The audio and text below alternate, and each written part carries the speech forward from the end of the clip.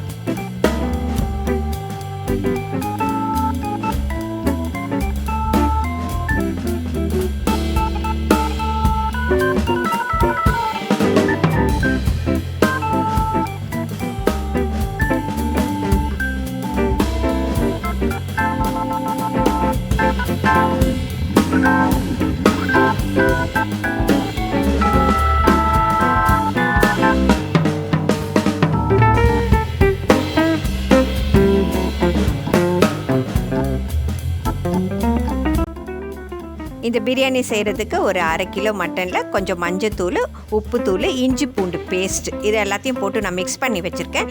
இப்போ இதை குக்கரில் போட்டு நம்ம இதுக்கு வந்து ஒரு சின்ன டம்ளர் அளவுக்கு தண்ணி ஊற்றி இதை மூடி போட்டு நம்ம ஒரு 5-6 விசில் விட்டு எடுத்துடலாம்.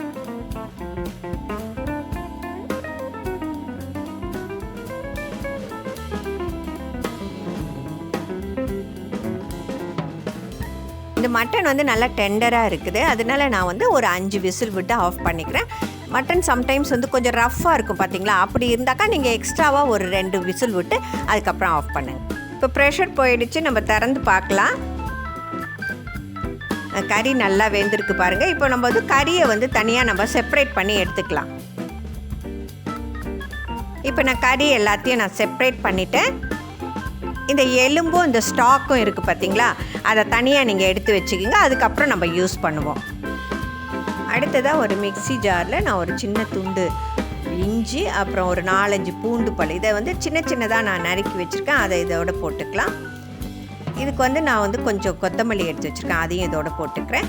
இப்போ நம்ம வந்து செப்பரேட் பண்ணி வச்சோம்ல, இந்த கறியையும் இதோட போட்டுக்கலாம். இந்த கறியில் சம்டைம்ஸ் பார்த்திங்கன்னா சின்ன எலும்பு இருக்கும், அது மட்டும் இல்லாமல் பார்த்துக்கோங்க, அதை பார்த்து எடுத்துடுங்க.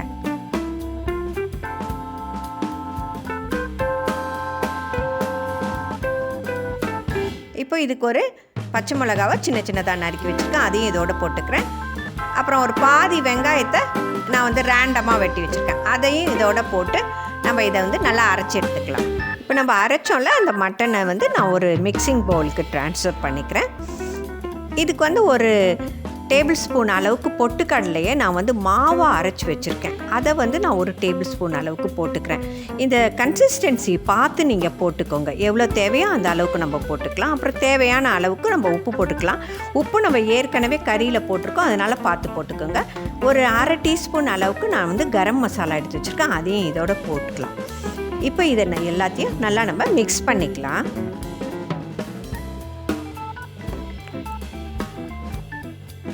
இப்போ இது எல்லாத்தையும் நம்ம நல்லா மிக்ஸ் பண்ணிக்கலாம். இந்த பொட்டுக்கடலை மாவு வந்து நீங்கள் அந்த கன்சிஸ்டன்சியை பார்த்து போட்டுக்குங்க. நான் ஏற்கனவே சொன்னேன் உங்களுக்கு. அடுத்தது நம்ம கட்லெட்டுக்கெலாம் வந்து இந்த வெங்காயம் பச்சை மிளகாலாம் கட் பண்ணி தானே போடுவோம். இதில் வந்து நம்ம சேர்த்து அரைக்கிறதுனால அதோடைய ஃப்ளேவர் ரொம்ப நல்லாயிருக்கும். இப்போ நம்ம எல்லாத்தையும் உருண்டையாக உருட்டி எடுத்துக்கலாம். இங்கே வந்து சைஸ் உங்களுக்கு எந்த அளவுக்கு தேவையோ அந்த அளவுக்கு நீங்கள் உருட்டிக்கிங்க. நான் இப்போ உருட்டுறேன் பாருங்கள். நான் ஒரு அளவுக்கு மீடியமான சைஸ்க்கு உருட்டுறேன். அதை மாதிரியே நம்ம எல்லாத்தையும் உருட்டி எடுத்துக்கலாம். நான் அடுத்ததும் உருட்டி காட்டுறேன் பாருங்கள். இதே மாதிரியே நீங்கள் எல்லாத்தையும் உருட்டி எடுத்துக்கோங்க. இந்த பொட்டுக்கடலை மாவு வந்து நம்ம பைண்டிங்காக போடுறது. இது வந்து போடுறதுனால நம்ம பொரிக்கும் போது உடஞ்சி போகாது. உருட்டும் போது நல்லா நீங்கள் டைட்டாக உருட்டிக்கோங்க.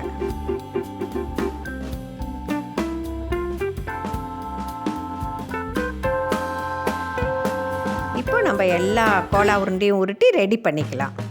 அடுத்தது நம்ம ஒரு கடாயை ரெடி பண்ணிக்கலாம். வானல் காஞ்சதும் இப்போ நம்ம வந்து எண்ணெய் ஊற்றி அதை காய விட்டுடலாம். எண்ணெய் நல்லா ஹீட் ஆனதும் நம்ம வந்து இந்த உருண்டையெல்லாம் போட்டு ஃப்ரை பண்ணி எடுத்துக்கலாம். ஃபஸ்ட்டு ஒரு 10 செகண்டுக்கு நீங்கள் அதை ஒன்றுமே செய்யாதீங்க. இது பார்த்திங்களா, நம்ம கரெக்டான கன்சிஸ்டன்சியில் இருக்கிறதுனால இது உடஞ்சிலாம் வராமல் அப்படியே கரெக்டாக வந்திருக்கு, நல்லா வந்திருக்கு பாருங்கள். அடியிலலாம் நல்லா பொன்னிறமாக வந்ததும் லைட்டாக நீங்கள் பரட்டி விட்டிங்கன்னா போதும்.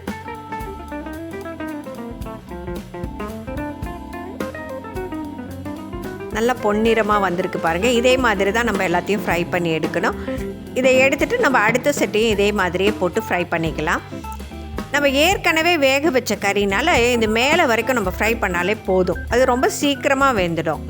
இப்போ நம்ம சட்டியை ஏற்றுறதுக்கு முன்னாடி நம்ம அரிசியை அளந்து கழுவி வச்சிடலாம். நான் வந்து 2.5 கிளாஸ் அரிசி எடுத்திருக்கேன். இதை வந்து நல்லா நம்ம கழுவிட்டு ஊற வச்சுடுவோம். அடுத்ததாக நம்ம வந்து பிரியாணி செய்கிறதுக்கு ஒரு பாத்திரத்தை ரெடி பண்ணிக்கலாம். நல்லா ஹெவி பாட்டமாக இருக்கிற பாத்திரமாக எடுத்துக்கலாம். இப்போ சட்டி காஞ்சிடுச்சு. நம்ம உருண்டையெல்லாம் பொரிச்சோம்ல, அந்த எண்ணெயை யூஸ் பண்ணிக்கலாம். அதோடய ஃப்ளேவர் ரொம்ப நல்லாயிருக்கும். இப்போ இதில் வந்து நான் 2 பிரியாணி இலை, அப்புறம் 2 பட்டைத்துண்டு, அப்புறம் நம்ம எல்லா மசாலாவும் போடுவோம்ல, அது எல்லாமே போட்டுக்கலாம். நம்ம பிரியாணிக்கு போடுறது எல்லாமே ஒரு 4 கிராம்பு, அப்புறம் ஒரு 3 ஏலக்காய், ஒரு பெரிய ஏலக்காய், அப்புறம் ஒரு அன்னாசி பூ எல்லாமே போட்டிருக்கேன்.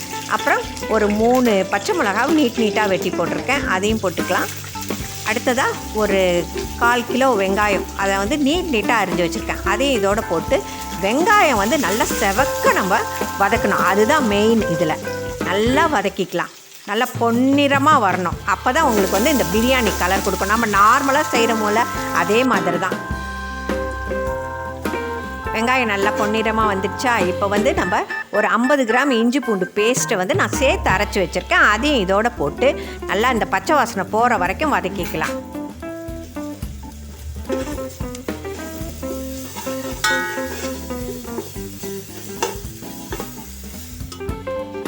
இஞ்சி பூண்டு வாசனை போயிடுச்சு. இதுக்கு நான் ஒரு 3 பெரிய தக்காளியை நீட்டாக அரிஞ்சு வச்சுருக்கேன், அதையும் இதோடு போட்டு நம்ம நல்லா மேஷ் ஆகுற வரைக்கும் இதை வதக்கிக்கலாம்.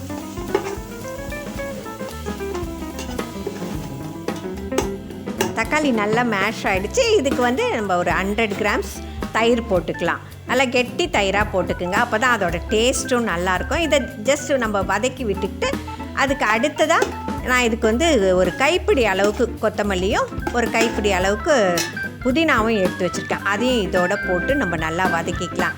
நான் நிறைய பிரியாணி வீடியோஸ் உங்களுக்காக போட்டிருக்கேன், நீங்களும் பார்த்துருப்பீங்க. இந்த வீடியோ கொஞ்சம் ஸ்பெஷலான வீடியோ, கொஞ்சம் டிஃப்ரெண்ட்டாகவே இருக்கும், அதனால் நீங்கள் ஸ்கிப் பண்ணாமல் பாருங்கள். இப்போ இதை நல்லா வதக்கிக்கலாம். இப்போ அடுத்ததாக நான் 1 டேபிள் ஸ்பூன் அளவுக்கு மிளகாத்தூள் போட்டுக்கிறேன். அதை போட்டு ஒரு 10 செகண்ட் நம்ம நல்லா வதக்கி விட்டுக்கலாம். நம்ம மட்டன் வேக வச்சோம்ல, அந்த நம்ம கறியை மட்டும்தானே நம்ம செப்பரேட் பண்ணோம் இந்த கோலா உருண்டைக்கு. பாக்கி அந்த எலும்பெல்லாம் இருந்தது இல்லையா, அதெல்லாம் எடுத்து நம்ம இதோட போட்டு நல்லா வதக்கிக்கலாம். இப்போ நம்ம 2.5 கிளாஸ் அரிசிக்கு தகுந்த மாதிரி நான் தண்ணி ஊற்றிக்கலாம். நம்ம வேக வச்சோம்ல, அந்த கறியோட தண்ணியையும் நம்ம இதோட ஊற்றிக்கிட்டோம்னா நல்லா அதோட ஃப்ளேவர் நல்லா அட்டகாசமாக இருக்கும். இப்போது நான் 2.5 கிளாஸ் அரிசிக்கு நான் 4 கிளாஸ் தண்ணி ஊற்றிக்கிறேன்.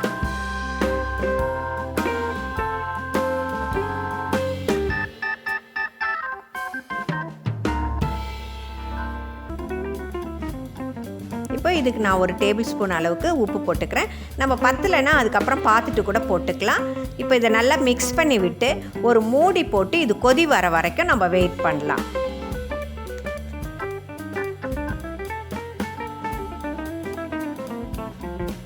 You are watching JOAN'S Coastal Delicacies. இந்த சைட்லலாம் ஸ்டீம் வருது, நம்ம திறந்து பார்க்கலாம். கொதிச்சிருக்கோம் நேரம், நல்லா கொதிச்சிருச்சு பாருங்கள். இந்த சமயத்தில் நம்ம அரிசியை போட்டுக்கலாம். நான் சொல்ல மறந்துட்டேன், நான் பாசுமதி ரைஸ் தான் யூஸ் பண்ணுறேன். இப்போது நம்ம நடுவில் நல்லா கிண்டி விட்டு இது ஒரு கொதி வர வரைக்கும் நம்ம வெயிட் பண்ணுவோம். இதை நல்லா நடுவில் கிண்டி விடுங்க, அப்போ தான் அடி பிடிக்காமல் இருக்கும். அடுத்ததாக இதுக்கு ஒரு ஹாஃப் லெமன் புழிஞ்சிக்கலாம். ரைஸ் நல்லா தனித்தனியாக வரும் நம்ம லெமன் புழிஞ்சோம்னா. இதை நல்லா நம்ம மிக்ஸ் பண்ணி விட்டு இது ஒரு கொதி வர வரைக்கும் நம்ம வெயிட் பண்ணலாம். ஒரு கொதி வந்துடுச்சு, இதை நம்ம மூடி போட்டு ரைஸும் தண்ணியும் ஒரே லெவலுக்கு வர வரைக்கும் நம்ம சிம்மில் வச்சு இதை குக் பண்ணிக்கலாம். 10 நிமிஷம் ஆகிடுச்சு. இப்போ அரிசியும் தண்ணியும் ஒரு லெவலுக்கு வந்துடுச்சு பாருங்கள். இப்போ நல்லா நம்ம இதை மிக்ஸ் பண்ணி விட்டுக்கலாம், அப்போ தான் அடி பிடிக்காமல் இருக்கும். இப்போ நான் சொன்ன சீக்ரெட் மசாலாவை தான் அடுத்ததாக நான் போட போகிறேன். இதுக்கு கிராம்பு, ஏலக்காய், ஷாஜீரா, சோம்பு இது எல்லாமே ஒரு 1/2 டீஸ்பூன் எடுத்துக்கோங்க. முழு தனியா 1/2 டீஸ்பூனு, சீரகம் 1/2 டீஸ்பூன், மிளகு ஒரு 1/2 டீஸ்பூன் போட்டுக்கலாம். பெரிய ஏலக்காய் ஒரு 7 ஏலக்காய், அன்னாசி பூ 7, பட்டை 2 இன்ச்சு ஒரு 10 பீஸ் போட்டுக்கிட்டு, ஜாதி பத்திரி 4லேருந்து 5 பீஸ் போட்டுக்கலாம். அதுக்கப்புறம் இந்த பிரியாணி இலையை ஒரு 5-6 பீஸ் போட்டுக்கோங்க. ஜாதிக்காய் ஒரு பாதியாக எடுத்துக்கோங்க.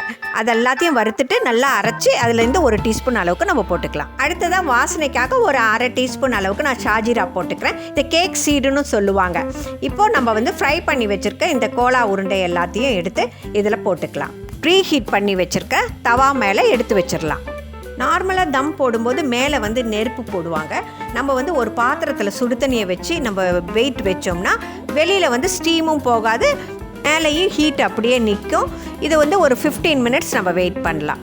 15 மினிட்ஸ் ஆகிடுச்சு. நம்ம தம்மை எடுத்துகிட்டு திறந்து பார்க்கலாம். ஏற்கனவே வாசனை சூப்பராக இருக்குது, அட்டகாசமாக வந்திருக்கு பாருங்கள்.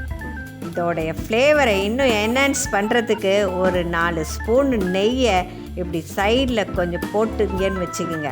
அப்படியே அது உருகி உள்ளெல்லாம் இறங்கி இன்னும் அட்டகாசமாக இருக்கும். இதுக்கு நான் ஆரஞ்சு கலரும் எல்லோ கலரும் ரோஸ் வாட்டரில் மிக்ஸ் பண்ணி வச்சுருக்கேன். அதையும் நீங்கள் உங்களுக்கு இது ஆப்ஷனல் தான், உங்களுக்கு வேணும்னா ஊற்றிக்கிங்க. ஏன்னா கலர்ஃபுல்லாக இருக்கும், அதை பார்க்கும்போது உங்களுக்கே ஆசையாக இருக்கும் பாருங்கள். அதை அங்கங்கே நீங்கள் அப்படி ஊற்றிக்கிங்க. இப்போது இதை நம்ம எல்லாத்தையும் ஊற்றிட்டு நம்ம திரும்பவும் மூடி போட்டு ஒரு 5 நிமிஷம் அப்படியே வச்சிடலாம். நம்ம ஸ்டவ்வை ஆஃப் பண்ணிவிடுங்க. 5 மினிட்ஸ் ஆகிடுச்சு.